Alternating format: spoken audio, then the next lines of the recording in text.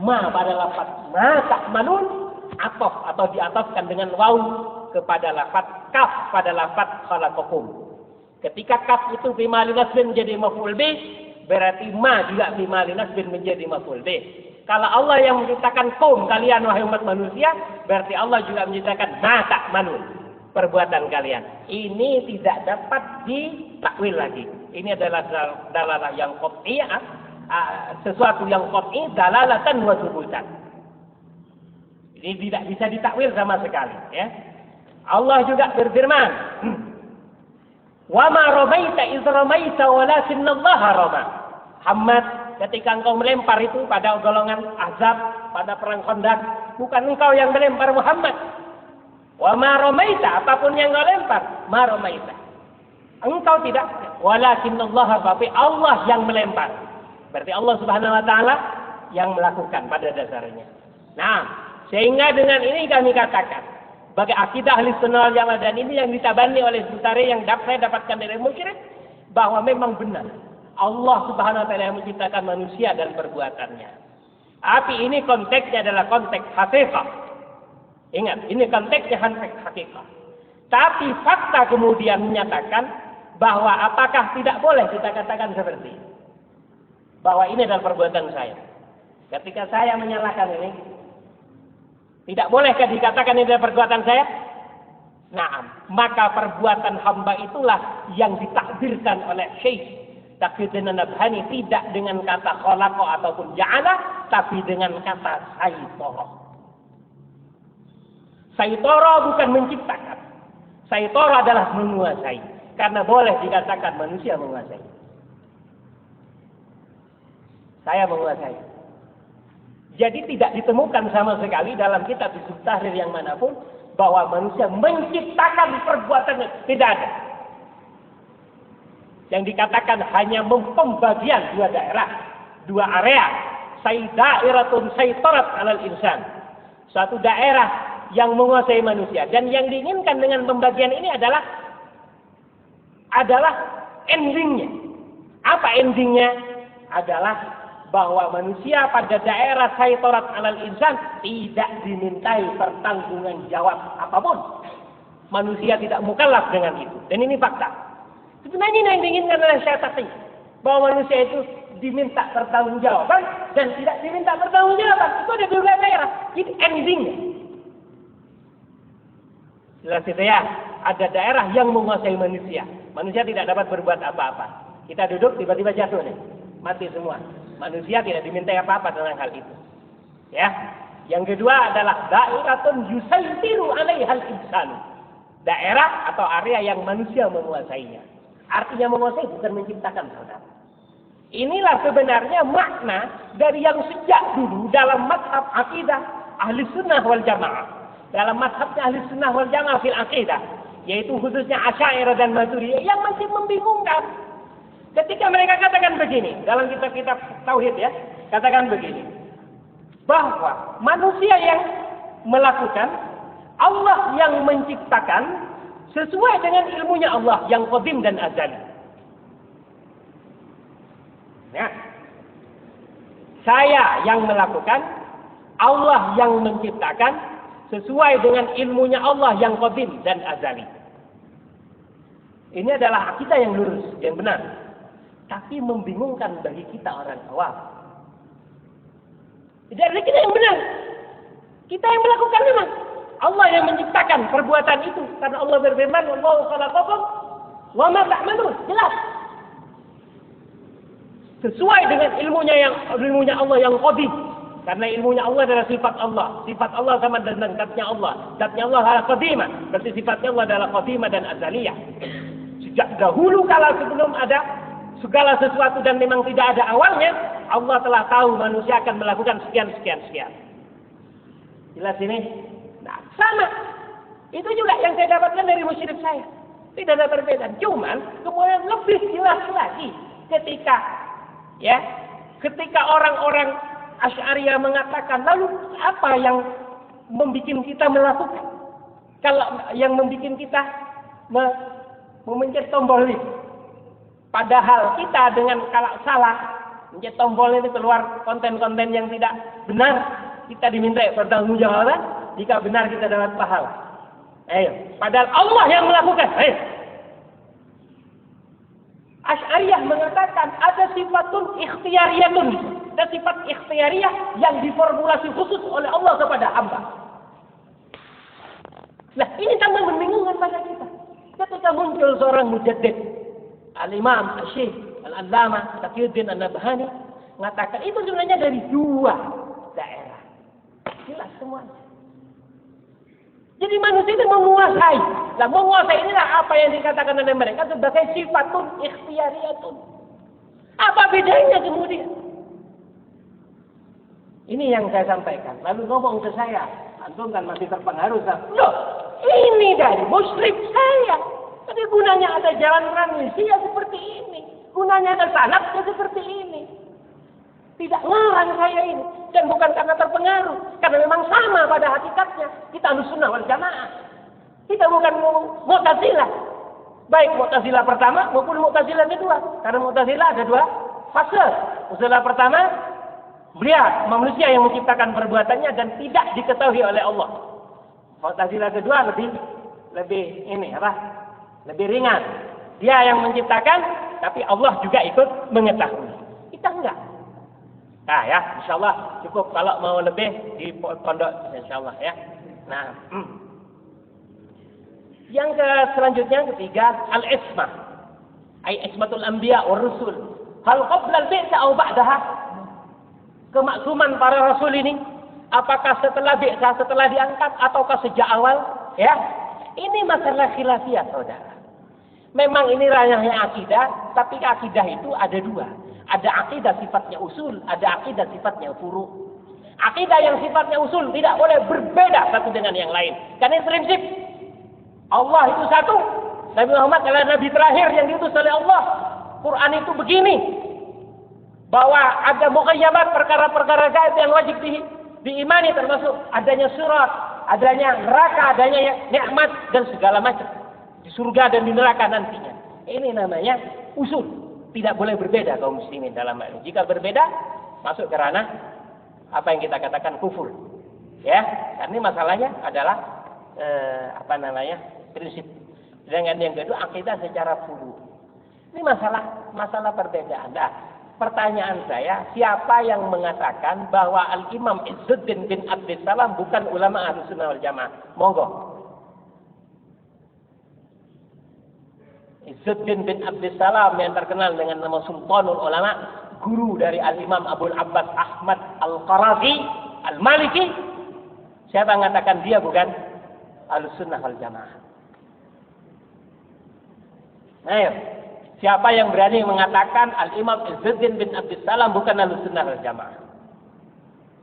Semua sepakat beliau Sultanul Ulama min Ahli Sunnah wal Jamaah dan pembesar dari mazhab Al-Imam Syafi'i pada zamannya.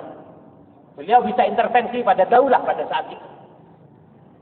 Lah, beliau yang punya kapasitas seperti inilah yang mengatakan bahwa Rasul itu tidak maksum ketika belum dibi'tsah. Ini masalah khilafiyah. Ya, jangan ini masalah khilafiyah. Kenapa bisa mungkin muncul khilafiyah pada ini masalah akidah? Nah, ini akidah tapi min haitsul furu'nya akidah. Bukan al-aqidah min haitsul usul. Bisa saja berbeda. Nah, tentunya perbedaan-perbedaan itu tidak dianggap kecuali mempunyai dasar-dasar.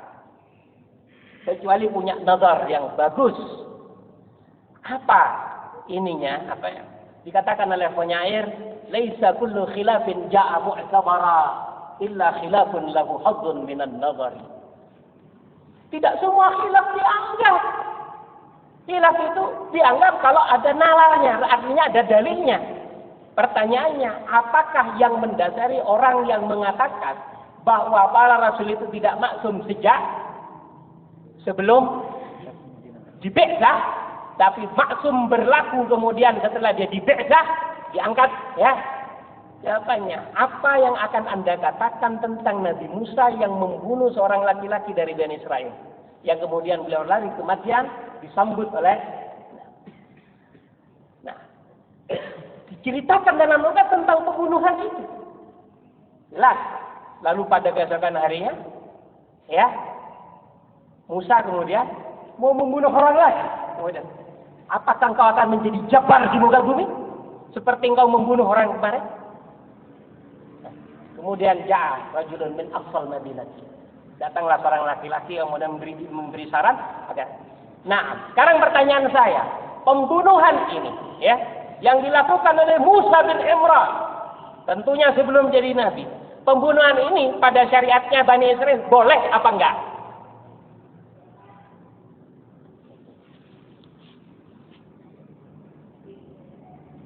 Nah, makanya pada syariatnya Bani Israel, padahal pada saat itu dia belum diangkat jadi nabi lah. Belum ada syariat khusus tentang beliau. Jadi nabi sebelumnya tentunya, ya. Katakanlah syariatnya Nabi Yakub, karena keturunannya Yakub bin Ishak. Atau keturunannya Ishak, ya jelas, bin Ibrahim. Apakah boleh membunuh? Sejak awal Allah Subhanahu wa taala murka kepada pelaku pembunuhan. Dan pembunuhan ini adalah dosa yang amat besar, yang mustahil seorang rasul melakukannya. Itu akidah kita. Akidah kita mengatakan bahwa rasul siapapun ia tidak akan melakukan dosa besar. Kalau tentang dosa kecil, khilaf lagi ulama. Ini permasalahan yang harus kita ketahui. Apa yang Anda katakan tentang kasusnya Nabi Musa? Membunuh dia. Dan yang lain-lain, saudara. Maka kalau kemudian Anda temukan satu pendapat, ya, dari ini tidak perlu dipermasalahkan, karena ini memang ranahnya ranah khilaf di antara, tidak menjadikan orang yang mengatakan ini kemudian keluar dari Ahlussunnah wal Jamaah. Makanya saya tanyakan tadi, apakah ada yang berani mengatakan Izzuddin bin Abdus Salam dia adalah keluar dari Ahlussunnah wal Jamaah? Saya yakin saudara, kalau atau andai kata Syekh Taqiyuddin An-Nabhani mengatakan begini dalam sebuah kitabnya yang kita dabani, ya, bahwa Nabi dan Rasul lebih afdal Nabi. Kalau Anda katakan kan lebih afdal Rasul. Sekarang pertanyaan saya, lebih afdal manakah Nabi dan Rasul? Makom nubuwah dengan makom risalah, mana beliau afdal? Anda katakan risalah. Kenapa? Karena Rasul pasti Nabi. Nabi belum tentu kuadrat dia, rangkap. Itu jelas lebih afdal. Betul tidak? Izzuddin bin Abdus Salam yang mengatakan bahwa makom nubuwah lebih tinggi daripada makom risalah. Nah, andai kata ini dikatakan oleh Syekh Taqiyuddin An-Nabhani, heboh.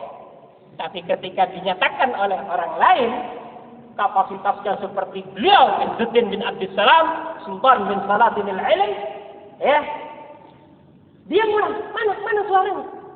Nah, mana suaranya? Inilah dia, ya. Berarti apa masalahnya? Hasud atau higit. Masalahnya adalah hasud atau higit. Higit, penyakit hasud, ya. Nah, tidak percaya atau tidak mengakui fadilah atau keutamaan ulama lain. Nah, ya, itu insya Allah cukup, ya. Nah, waktunya juga. Jadi Nabi dan Rasul tentang ismahnya, apakah kemudian qoblal biasa atau ba'dal biasa, khilaf ulama. Syekh Taqi mengatakan begitu, ya. Ada di ini gitu, apa? Nizamul Islam, ya. Tapi tidak salah di sana, ya. Apakah saya hanya mendengar keterangan dari musyrik, Allah Ta'ala, ya. Selanjutnya apa yang keempat? Mengingkari ijma. Oh, bukan mengingkari ijma, saudara, ya. Bukan mengingkari ijma. Jadi masalahnya kemudian begini, ada pertimbangan, ya. Saya pernah seminar tentang ijma ini, ya, bersama ulama ummah yang diprakarsai oleh Hizbut Tahrir di mana? Surabaya. Di Surabaya, ya. Jadi bukan begitu masalahnya, bukan mengingkari ijma, tapi mencari ijma yang paling layak untuk diijmakan. Karena ijma itu adalah harga mati, saudara. Makanya saya katakan madhabus sahabi bukan dalil. Madhabus sahabi bukan dalil, tapi madhabus sahabah dalil. Karena madhabus sahabah inilah yang dikatakan ijma. Dan ijma yang paling layak muncul dari orang yang paling sedikit kesalahannya. Di antara umat ini setelah Rasulullah yang paling sedikit kesalahannya siapa? Sahabat. Ya, yang kedua, apakah Anda berani mencontohkan ada ijma yang tidak muncul dari sahabat? Monggo. Contoh kasus ijma'nya ulama tidak ada pada zaman sahabat.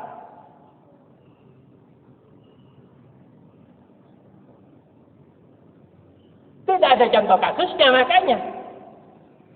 Dari mana saya tahu ini?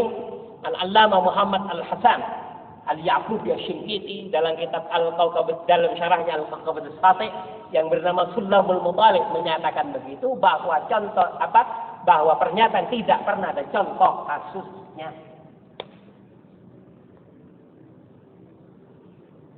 Yang kedua, kalau diijma'kan oleh sahabat otomatis menjadi ijma'nya ulama, karena ulama tidak akan mencari bahaya dengan menyalahi ijma'nya sahabat. Jadi sebenarnya bukan mengingkari ijma'nya ulama dengan megang buntut gitu. Disebut tadi itu megang buntut. Kalau sudah kena buntut, malah kena gitu. Artinya sahabat kalau sudah pegang ijma' sahabat yang sebenarnya ijma', dengan otomatis ulama itu juga masuk di dalamnya gitu. Bisa dipahami. Saya pernah seminar ijma' di Surabaya, asrama haji. Ya ini kayak gini. Nah, ya, ngotot ada bulan dari Malang Selatan sana, kurban besar, ya. Kiai. Tidak begitu sebenarnya, salahnya ya. Atau silakan sering-sering berkunjung ke kitab-kitab usul fikih semacam Sulamul Mutalib ala Al-Kawkab As-Sati, ya, dan yang lain-lain, ya. Itu sebenarnya. Tapi andai kata ada orang mengatakan ijma' itu adalah ijma'ul ulama, atau iya betul. Karena mereka tidak mungkin keluar dari sahabat. Kalau macam-macam keluar dari sahabat, sejak awal kita katakan betul. Tidak akan mungkin. Nah, tidak akan berani. Ya, itu mungkin yang dapat saya sampaikan. Waktu juga tidak mengizinkan, ya. Nah, sudah pukul 11 dan kayaknya tidak ada pertanyaan lagi. Ya, sudah langsung closing aja, ya. Nah, masih ada 5 menit lagi. 5 menit, ya. Ini zuhur kan. Ya. Enggak mau. Pakai ini biar saya dengar. Agak maju aja. Agak maju awal. Selanjutnya. Monggo enggak, Pak. Silakan. Ya, baik, masalah firqatun najiyah tadi ada sebuah firqah yang mengatakan firqah, ya firqatun najiyah tadi yang kalau dihubungkan sama pemahaman ini tadi, penafsiran tauhid, yang barusan akhir-akhir ini kan ada itu masalah akidah Ahlussunnah wal Jamaah itu yang bid'ahnya Ya. Nah itu ada di Saudi itu nggak masuk di kategori ini. Apa yang menurut jenengan yang salah, apa yang di trilogi ini tauhidnya ini Wahabi itu aja. Terima kasih. Oke, ya. Bentar ya, mohon sabar. Ini karena penting sekali. Baru-baru ini ada seminar besar ulama internasional di Chechnya. Dari Indonesia ini menghadirkan wakil kita dari Kota Badia Batu, Al-Habib Jamal bin Ahmad Bagil, ya. Alhamdulillah kita mendelegasikan. Tapi alhamdulillah ketika berkumpul termasuk guru saya datang, Al-Allamah Profesor Dr. Muhammad Al-Amin Nulad Muhammadin Al-Hafidh Asy-Shinqiti. Beliau datang, ya. Dan sempat berbincang-bincang dengan Al-Habib Jamal. Kemudian foto-foto eklesusnya dikirim ke saya, ke WA saya oleh Al-Habib Jamal. Nah, itu lebih kepada semacam kita di Indonesia. Makanya lebih kepada tradisional begitu, ya. Atau akidahnya Asy'ariyah yang Asy'ariyah foto begitu. Sehingga kemudian Saudi Arabia karena punya trilogi tauhid uluhiyah, rububiyah dan al-asma wa sifat, ya, ini nggak masuk karena tidak masuk pada apa yang mereka inginkan, ya. Tapi alhamdulillah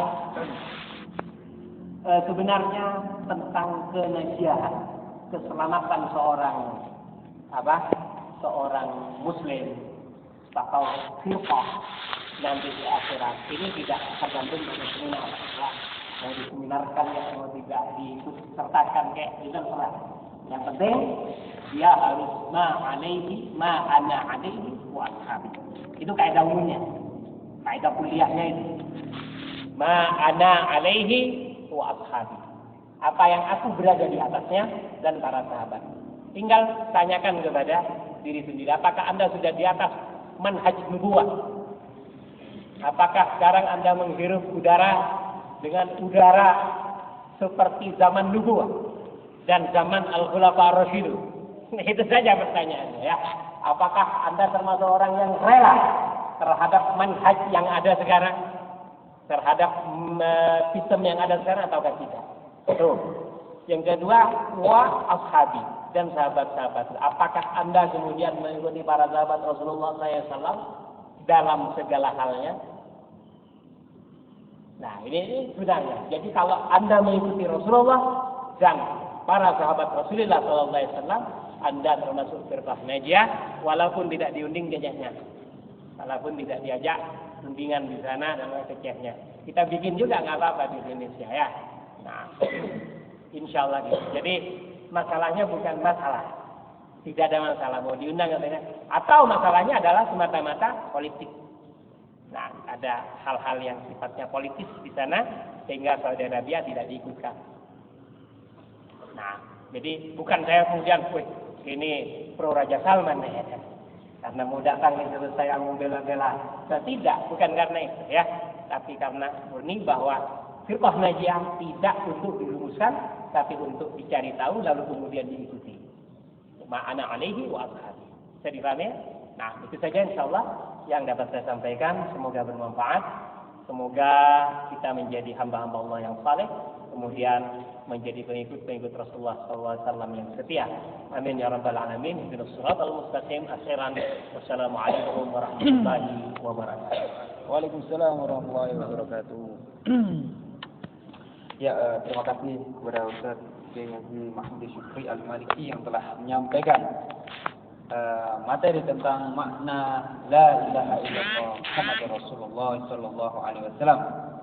Sebagai muslim, kita memang harus meyakini bahwa Allah Subhanahu wa taala adalah Tuhan kita dan Rasulullah sallallahu alaihi wasallam adalah suri tauladan kita yang kita ikuti dari seluruh aspek dalam kehidupannya.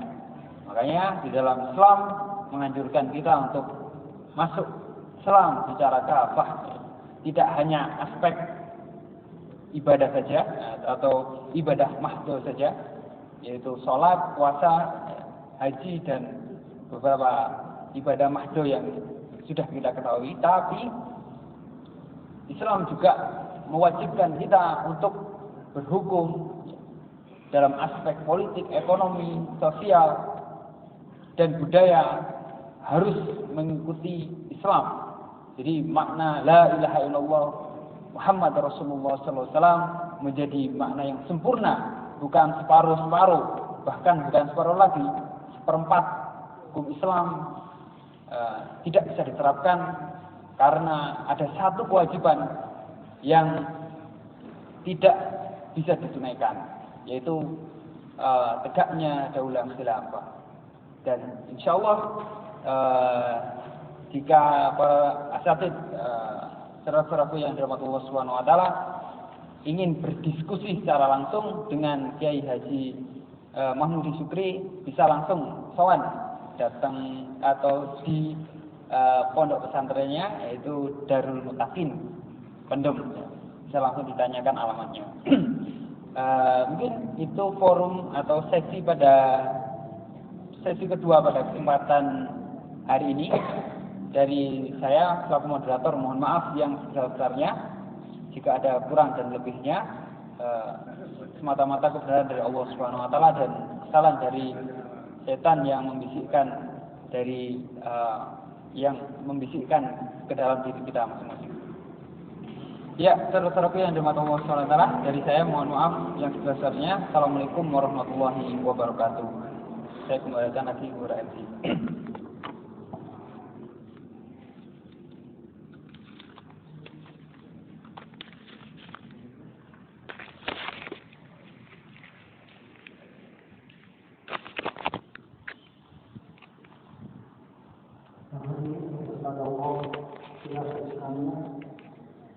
Islam rahmatan lil alamin.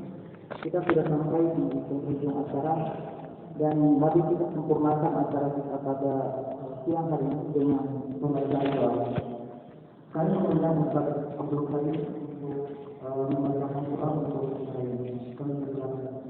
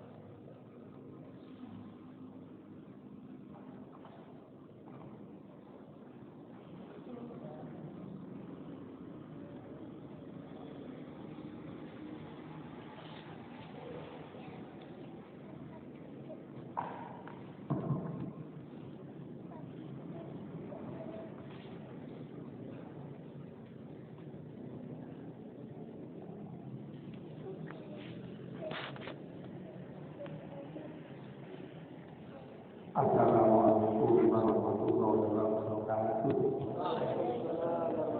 Saya berikan berilah doa kepada Allah agar senantiasa perjuangan kita yang benar, yaitu mengamalkan Al-Quran dan punya untuk hormat